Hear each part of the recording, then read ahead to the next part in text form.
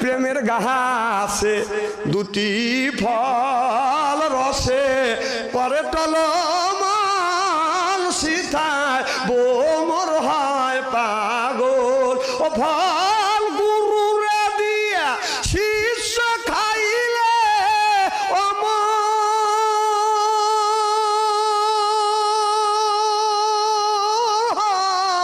সংসারে